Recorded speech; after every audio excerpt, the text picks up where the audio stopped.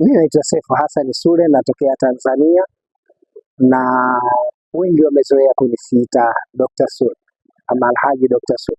Tumebakiza miezi miwili kumaliza mwezi mwaka huu wa Kiislamu, na Mwenyezi Mungu Subhanahu wa Ta'ala ametueleza ndani ya Qur'ani, inna indata shuhuri inda Allahi 12 shahran fi kitabillah yawma khalaqa samawati wal arda minha arba'atun hurumun dhalika ad-dinul qayyim, kwamba Mwenyezi Mungu anasema ndani ya Qur'ani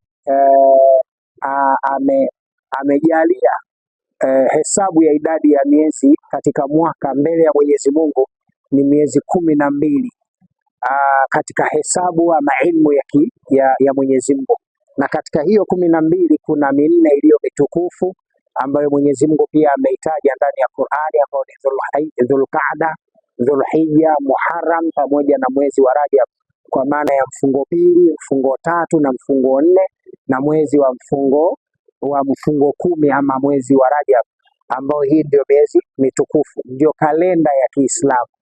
Sasa dunia ya leo ina makundi mawili ya kikalenda. Kuna kalenda ya Mwenyezi Mungu inayotokana na mafundisho ya vitabu vya Mwenyezi Mungu.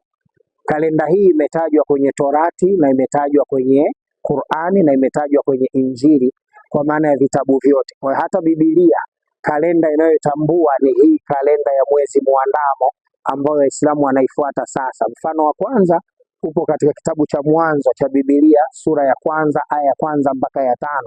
Mungu anasema, hapo mwanzo Mungu aliziumba mbingu na nchi, nayo nchi ilikuwa ukiwa tena utupu. Mungu akasema iwe nuru. Mungu akatenga nuru na giza, akaita nuru usiku mchana na akaita giza usiku. Roho ya Mungu ikatulia juu ya vilindi vya maji, ikawa jioni, ikawa asubuhi siku ya kwanza. Hiyo ndo pointi nataka niitumie, ikawa jioni, ikawa asubuhi siku ya kwanza. Maanake jua likazama, jua likachomoza siku ya kwanza.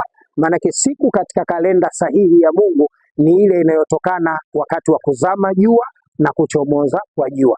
Na kalenda hii dunia nzima wanahesabu kalenda ya kuzama na kuchomoza jua ni kalenda ya Kiislamu peke yake, kwa sababu Januari mpaka Desemba inaanza saa 6:01 usiku.